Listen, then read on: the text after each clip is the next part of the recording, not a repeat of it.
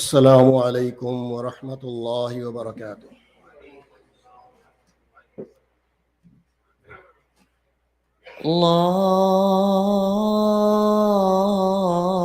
الله أكبر الله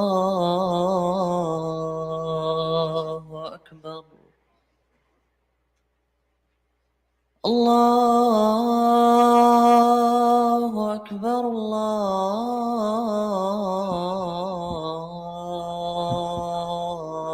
الله أكبر أشهد أن لا إله إلا الله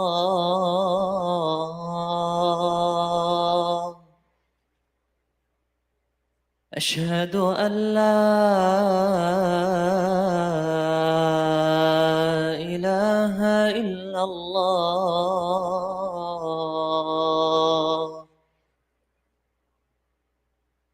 أشهد أن محمدًا رسول الله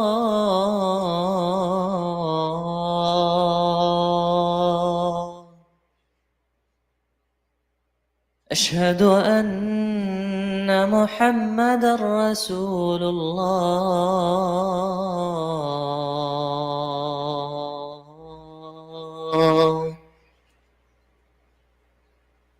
حي على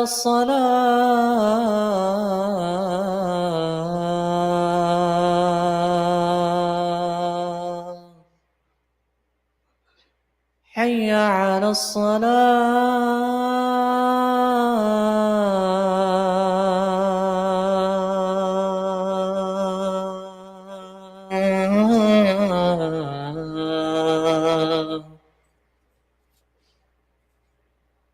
حي على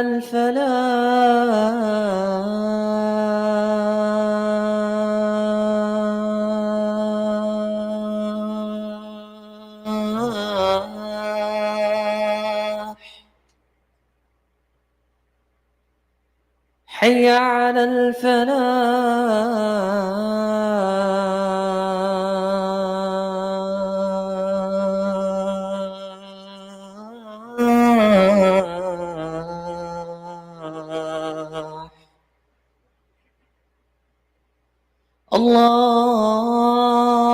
الله أكبر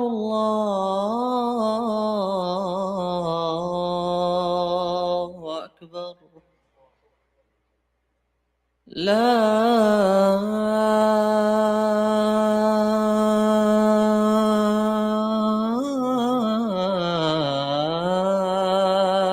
إله إلا الله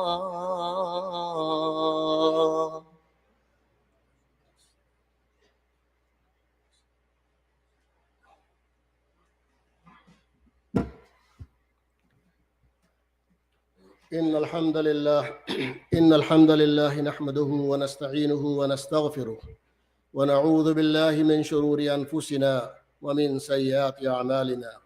من يهده الله فلا مضل له ومن يضلله فلا هادي له.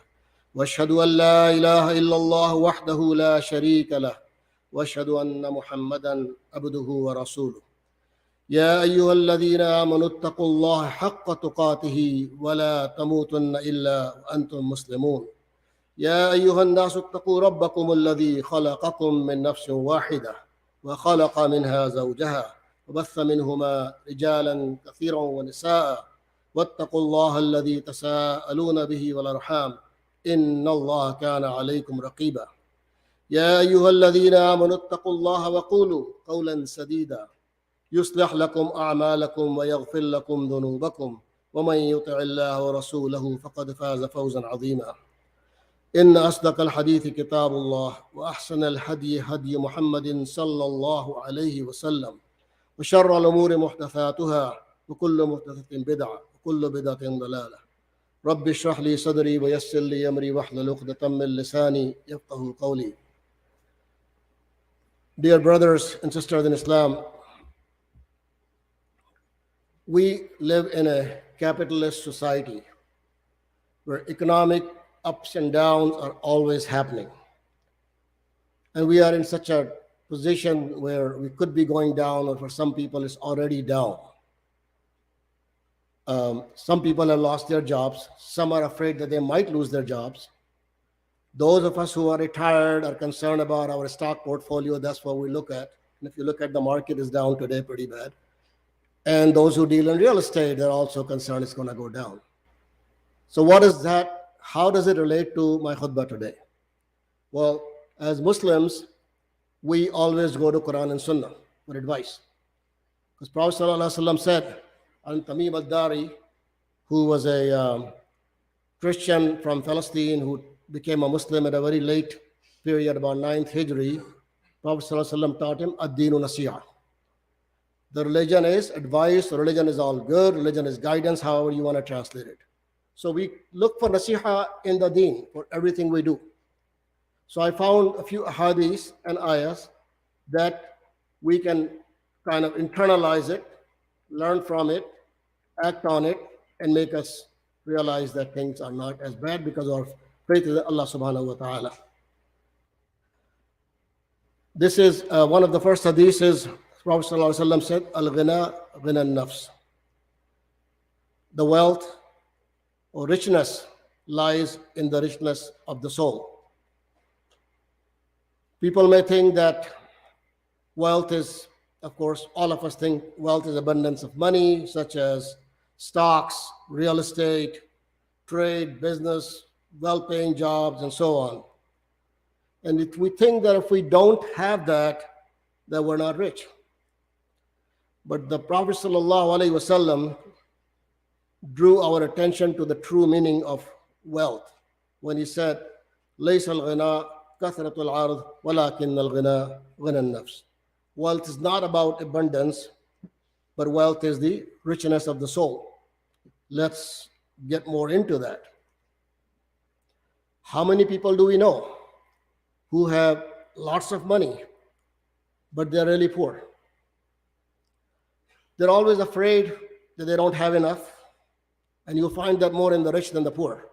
The poor doesn't have anything, he just has to survive. They're concerned about losing their wealth, their portfolio is going down, and they're always striving to increase their wealth, halal or haram, whatever way they can get.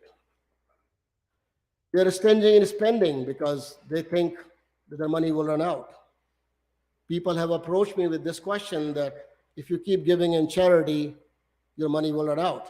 Since people who are retired, I tell them there is a very famous hadith that says, "Ma naqasat malu min sadaqah." When you give charity, it does not decrease your wealth, and it's been proven. Those who have not tried it, try it.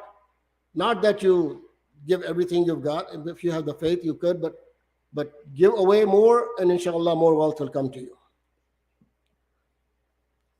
Another hadith from Khubayb bin Uday radiyallahu anhu, that he said, Prophet sallallahu alaihi wasallam said, "La ba'sa bil ghala liman ittaqa, was-sihhatu liman ittaqa khayrun min al-ghina, wa tayyibu an-nafs min an-na'im." It's reported in Sunan Ibn Majah.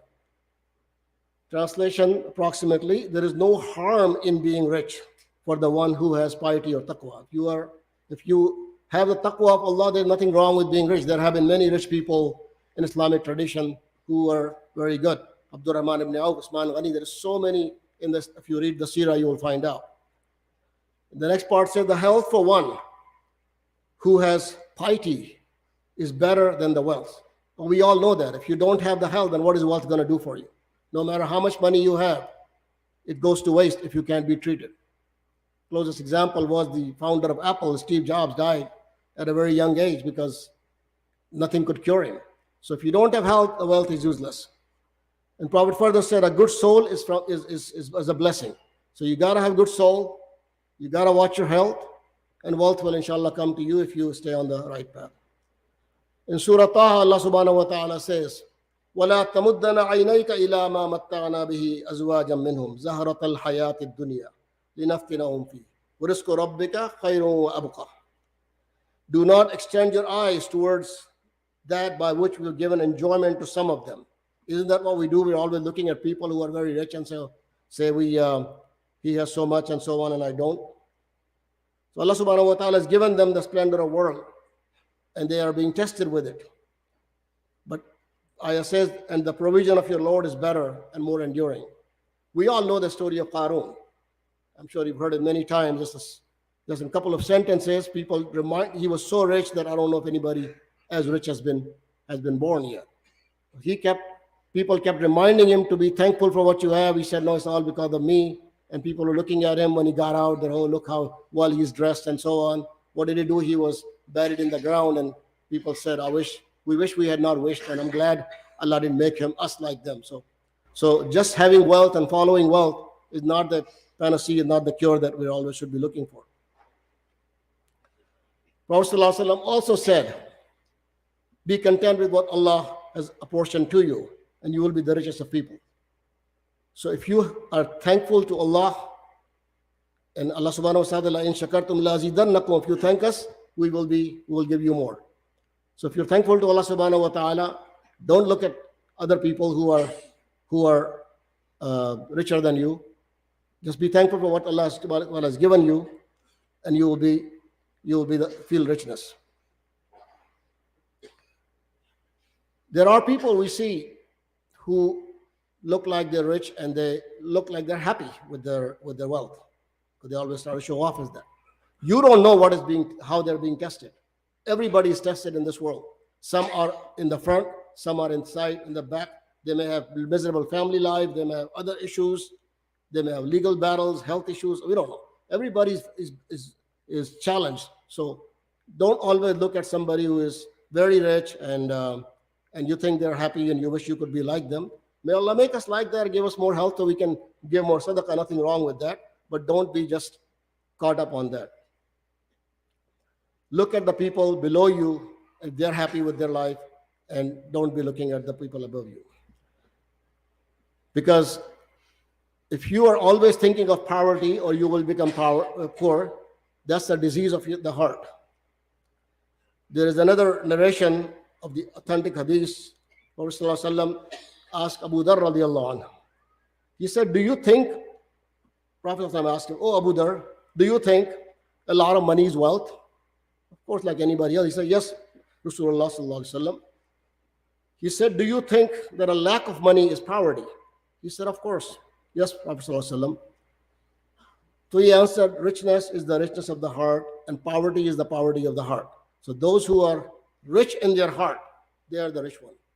And those who are poor, their heart is poor. Those who are poor in their heart, they don't care where their money comes from.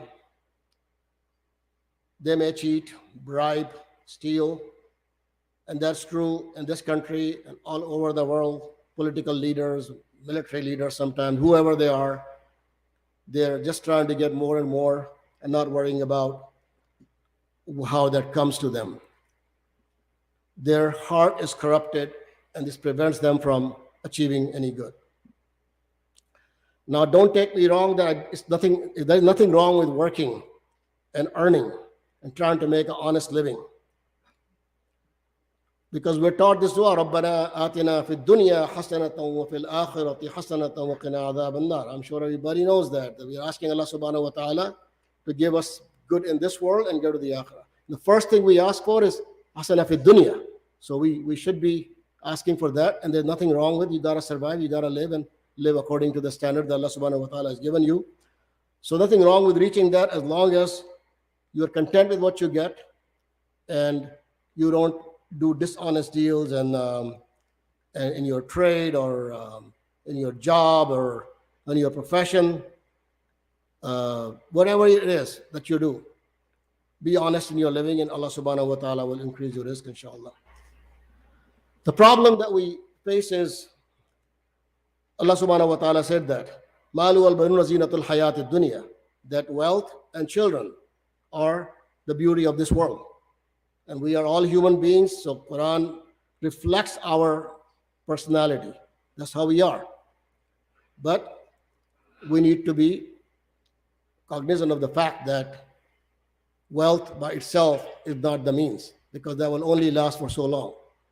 I'm sure you know people in your life who acquired wealth through good means or bad means, and after a short time they got old and they died, or they're so sick that their wealth is of no use. So nothing wrong with seeking wealth and doing good work for the cause of Allah subhanahu wa ta'ala and feeding your family and so on. But be content with what Allah subhanahu wa ta'ala has given you. That was my whole point today, inshallah.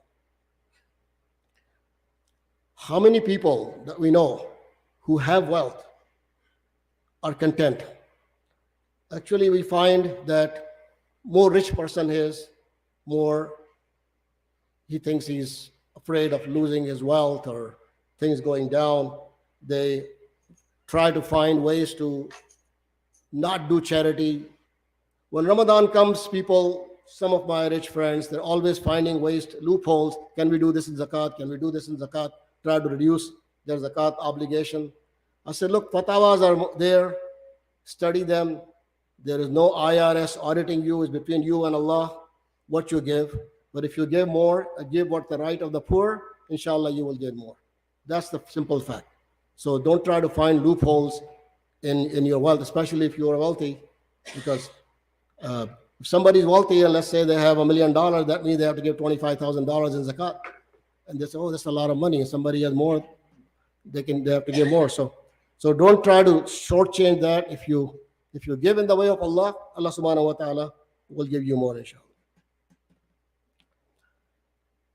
We have a lot of people who have their hearts are filled with greed because this society kind of encourages to. Not only us, our children. There are advertisements everywhere showing us the latest phones and latest cars and latest houses.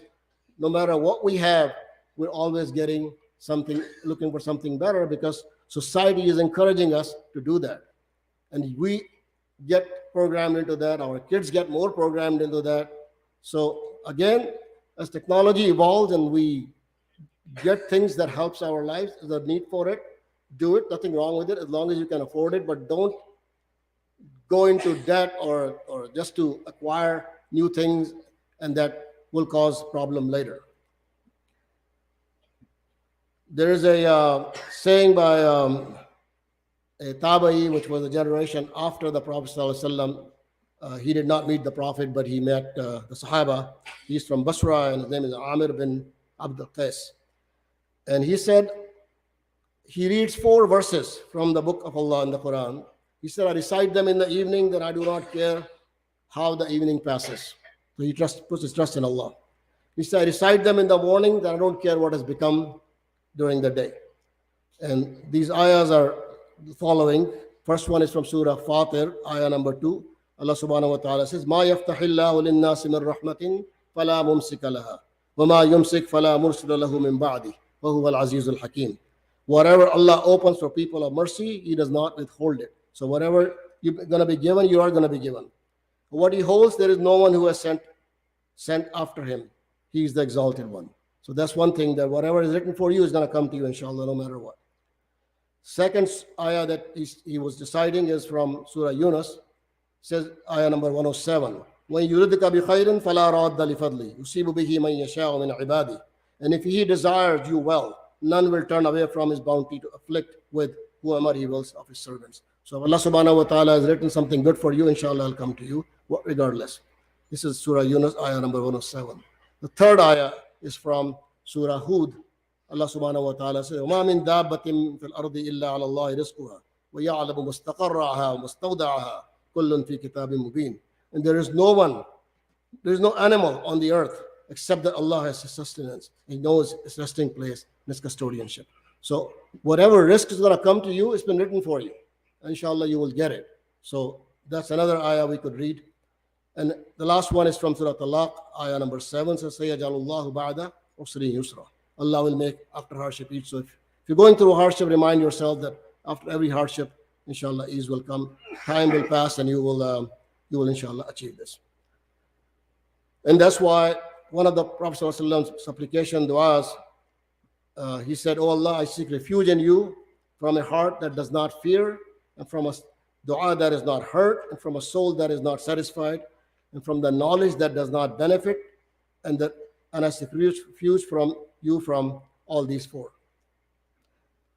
Imam Nawawi, very famous scholar who collected 40 hadiths and many other things, he said about this saying, and from a soul that is not satiated. He said, we seek refuge from greed, gluttony, and soul's attachment to distant hopes. So he said we should be always seeking that. So with that, I will close today's topic, and we have something else more to say afterwards. So let's make dua to Allah subhanahu wa ta'ala. ربنا آتنا في الدنيا حسنة وفي الآخرة حسنة وقنا عذاب النار. May Allah give us the best of this world and the hereafter. And those who came late, we were talking about being satisfied with what we have. The hadith for the al-ghina, ghina al-nafs, the wealth is the wealth of the soul. أقول قولي هذا أستغفر الله لي ولكم.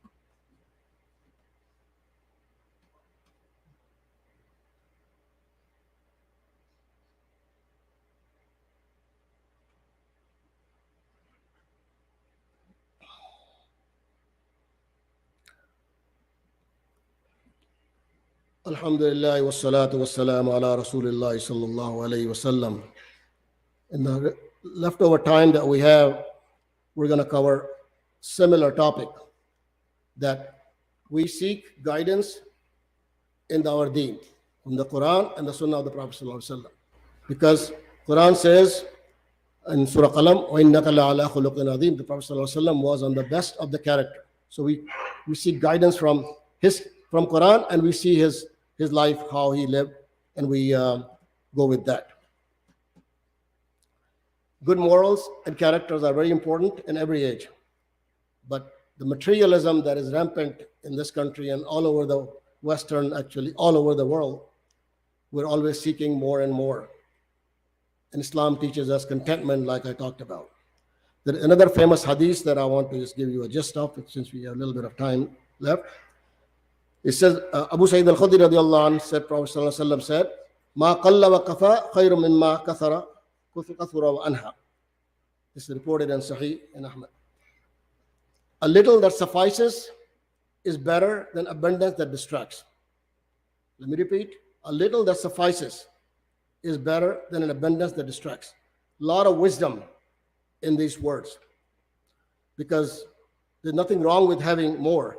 But if the pursuit of wealth and acquiring wealth keeps you from Allah subhanahu wa ta'ala, then you don't need it.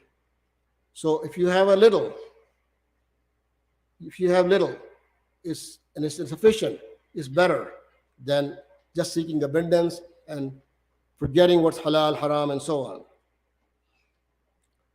We should not be striving just to amass wealth for its own sake. We should be content with what we have. Contentment is one of the most important prerequisites for happiness in life. If you came from a mediocre, middle class, or poor background, a lot of us are immigrants and we came from a very basic background. Think back of the time when you were growing up. Were you not happy? Some of us lived in like 1-bedroom, 2-bedroom apartments and so on, and we were content. We didn't know what we were missing. I'm not saying we need to go back to that. It's the mercy of Allah subhanahu wa ta'ala. He brought us to this country with abundant wealth and we are doing well. Enjoy that, but don't forget that faith, stay close to taqwa, and don't be just pursuing wealth for the sake of pursuing wealth.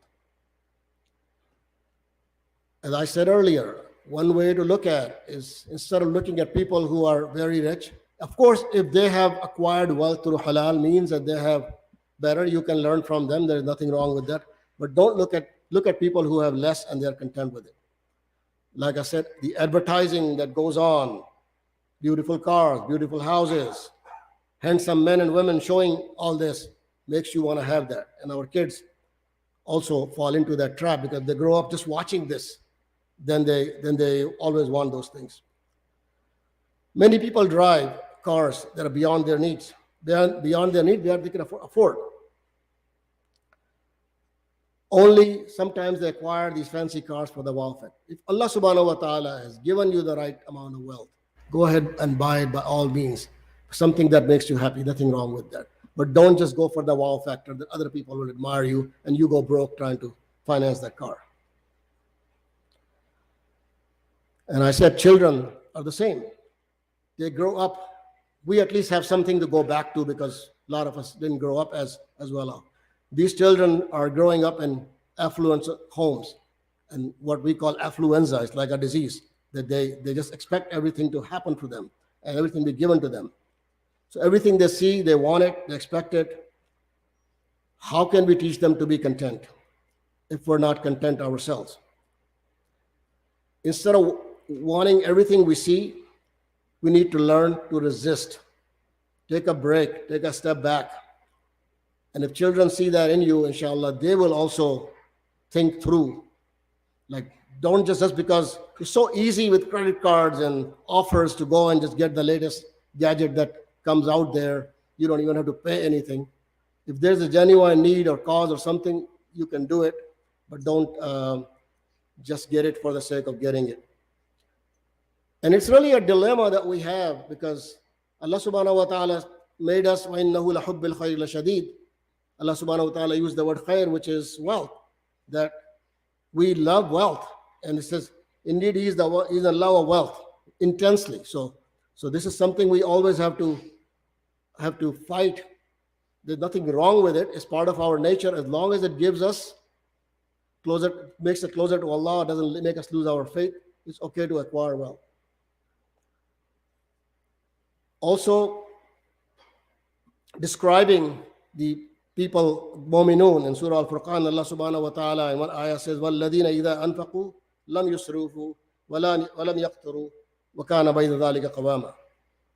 And they are those, when they spend, they do not spend excessively or sparingly, but are between the just and moderate. So we need to learn moderation in our spending because too much wealth makes us arrogant. You can observe this among people around us. Like I said, some of us came with nothing in our pockets.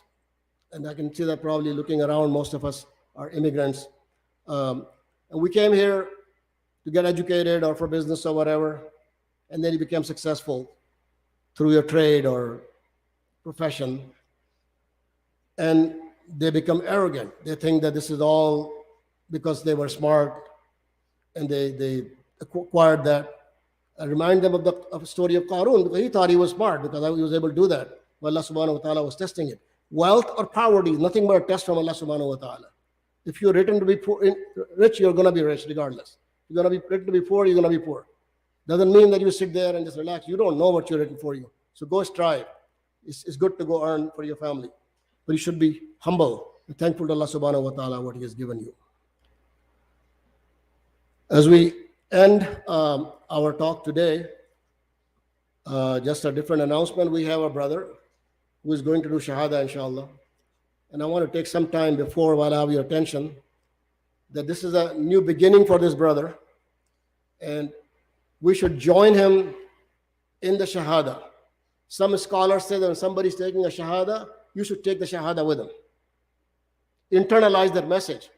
That when he's saying, you're saying that. So reaffirm that faith, that Shahada that you were born with probably, or came to Islam. So every time somebody takes Shahada, take Shahada with him. Of course, we go and congratulate the brother, but don't leave him abandoned because a lot of people who come to Islam sometimes feel that, okay, everybody congratulated Mubarak, whatever, and then nobody asked them. So those people who brought him, stay with him, make sure it's a big step. They leave their families behind. Sometimes families abandon them and so on. I hope that doesn't happen to this brother. And they're taken out, they're kind of lost. So they need a lot of support. And that's what we need to do, is to make sure whoever is closer to him, and even if you're not, ask him if there's anything we can do for him to start a new life and teach him the deen and so on and so forth. With that, we will end our topics so we still finish in time. إن الله وملائكته يصلون على النبي يا أيها الذين آمنوا صلوا عليه وسلموا تسليما اللهم صل على محمد وعلى آل محمد كما صليت على إبراهيم وعلى آل إبراهيم إنك حميد مجيد اللهم بارك على محمد وعلى آل محمد كما باركت على إبراهيم وعلى آل إبراهيم إنك حميد مجيد ربنا آتنا في الدنيا حسنة وفي الآخرة حسنة وقنا عذاب النار ربنا أفرغ علينا صبرا وثبت أقدامنا وانصرنا على القوم الكافرين ربنا لا تؤاخذنا إن نسينا أو أخطأنا، ربنا ولا تحمل علينا إصرا كما حملته على الذين من قبلنا، ربنا ولا تحملنا ما لا طاقة لنا به، واعف عنا واغفر لنا وارحمنا، أنت مولانا فانصرنا على القوم الكافرين. ربنا هب لنا من أزواجنا وذرياتنا قرة أعين واجعلنا للمتقين إماما. اللهم أيد الإسلام والمسلمين، اللهم انصر من نصر دين محمد صلى الله عليه وسلم وجعلنا منهم، واخذل من خذل دين محمد صلى الله عليه وسلم. اللهم أرنا الحق حقا وارزقنا اتباعه، وارنا الباطل باطلا وارزقنا اجتنابه.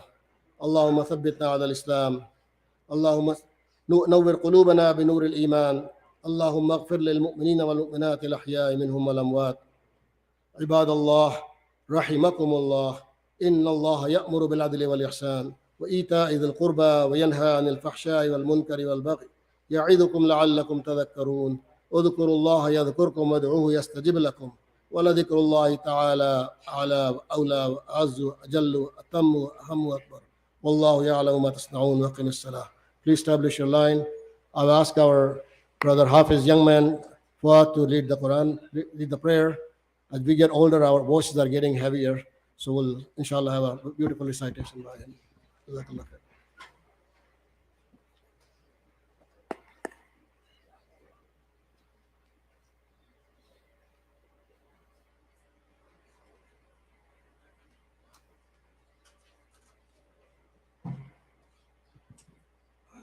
الله أكبر الله أكبر الله أكبر الله أكبر. أشهد أن لا إله إلا الله، أشهد أن لا إله إلا الله، أشهد أن محمد رسول الله، أشهد أن محمد رسول الله. حي على الصلاة، حي على الصلاة، حي على الفلاح، حي على الفلاح. قد قامت الصلاة، قد قامت الصلاة. الله أكبر الله أكبر، لا إله إلا الله. استووا واستقيموا واعتدلوا. الله أكبر.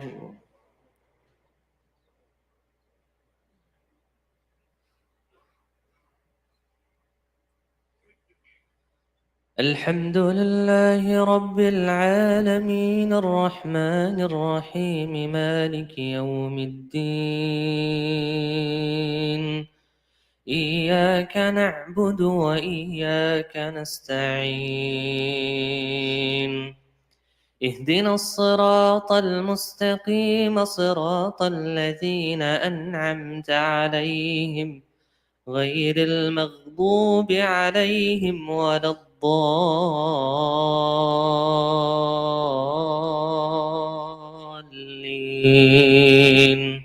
آمين. سبح اسم ربك الأعلى الذي خلق فسوى والذي قدر فهدى والذي أخرج المرعى فجعله غثاء أحوى. سنقرئك فلا تنسى إلا ما شاء الله إنه يعلم الجهر وما يخفى. ونيسرك لليسرى فذكر إن نفعت الذكرى. سيذكر من يخشى ويتجنبها الأشقى الذي يصلى النار الكبرى ثم لا يموت فيها ولا يحيا. قد أفلح من تزكى وذكر اسم ربه فصلى بل تؤثرون الحياة الدنيا والآخرة خير وأبقى إن هذا لفي الصحف الأولى صحف إبراهيم وموسى. الله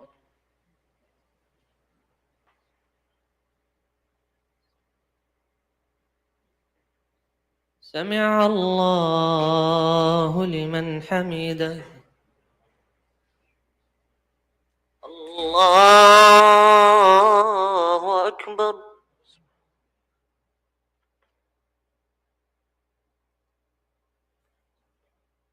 الله أكبر. الله أكبر.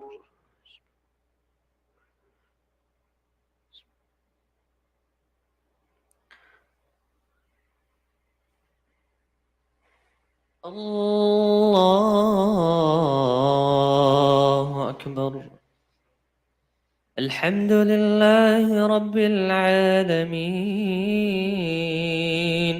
الرحمن الرحيم مالك يوم الدين إياك نعبد وإياك نستعين اهدنا الصراط المستقيم صراط الذين أنعمت عليهم غير المغضوب عليهم ولا الضالين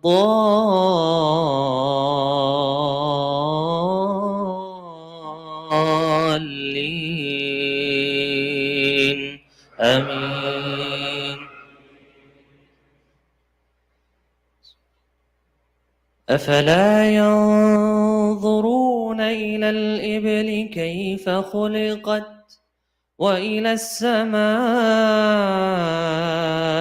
كيف رفعت وإلى الجبال كيف نصبت وإلى الأرض كيف سطحت فذكر إنما أنت مذكر لست عليهم بمسيطر إلا من تولى وكفر فيعذبه الله العذاب الأكبر إن إلينا إيابهم ثم إن علينا حسابهم. الله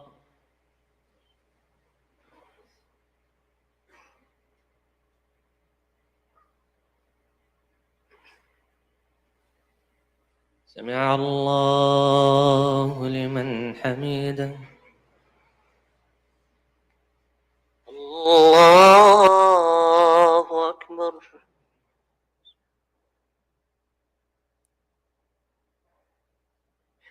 الله أكبر. الله أكبر.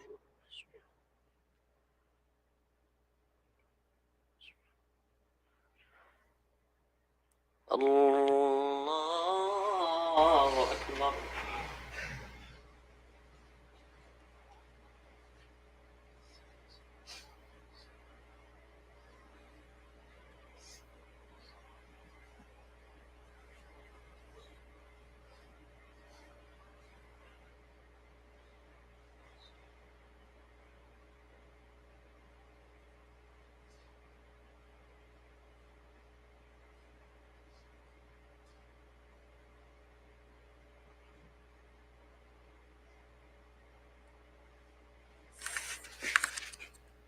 السلام عليكم ورحمة الله.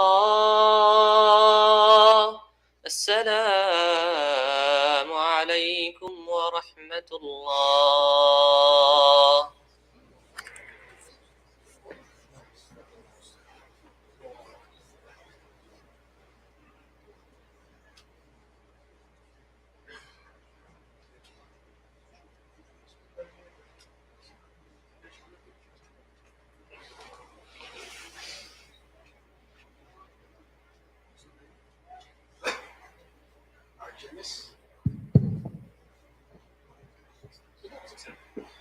This brother Argenis is going to accept Islam.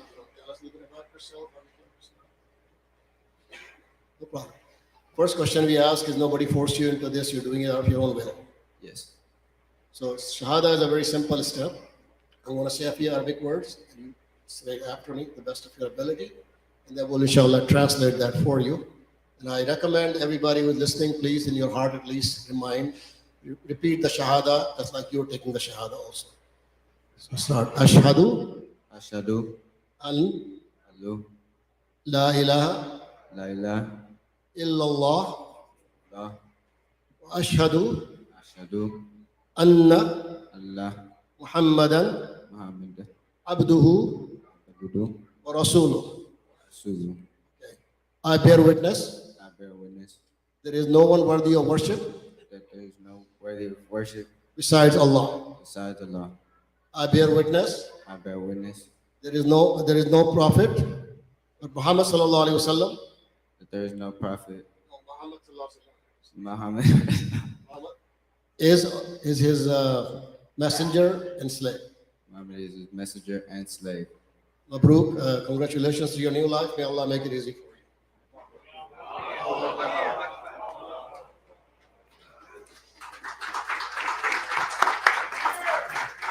Allahu Akbar. Allahu Akbar. Allahu Akbar. Inshallah, we have a few quick announcements, inshallah, that I'm just going to go through quickly here. Tonight we have a program after Maghrib. It's the story of Prophet Musa alayhi salam. Please come and join for that. If you're between 18 and 40 of age, you could be eligible to be a blood cell donor for students in Palestine with leukemia. So if you want, you can scan the QR code that's on the TVs or take a survey. Text MIC to 61474 or go to bethematch.org/team Lina, Liyna, Team Lina. So bethematch.org/team Lina to register, inshallah. Also, please remember our community members in your dua. Marid Yusuf, please remember him in your dua. Also, Shahadat Hussain, who's one of our prominent Bangladeshi community members, part of this Fort Bend County. Also, someone very well known within the community, has already gone through about 3 surgeries in the last 24 hours. So we encourage everyone to keep him in your duas, inshallah. We have Surinder Patil here, who's running for county judge and is going to talk a little bit about himself. Assalamu alaikum. Thank you for having me. I'm running for 240th District Court Judge in Fort Bend County, one of the judicial district court. I have been practicing law for the last 26 years as a trial and appellate lawyer, and I born and raised in the small village in southern India, Kerala, and I moved to the United States in 2007. Since then, I am practicing and I'm involved with the community. I came to this mosque many times, so I'm requesting your prayers and also your vote in the upcoming election. Please vote up and down the ballot. I'm running for 240th District Court Judge. Thank you so much. Thank you so much. Just very quickly, Ustada Najee Hashmi is having her classes every Tuesday at 12 p.m. And then for all the mothers, there's a class on mental health and spiritual health. This is on Wednesdays at 12 p.m. inshallah. Please download the Maryam Masjid app for any additional information. Okay. Very importantly, ISGH election deadlines is this Sunday. So ISGH election deadline is this Sunday for nominating candidates. So if you have someone that you want to nominate, inshallah, ISGH election deadlines will be this Sunday. Noon this Sunday, inshallah. So if go to isgh.org/elections, and then you'll be able to see most of the information there. Jazakallah khair. Assalamu alaikum.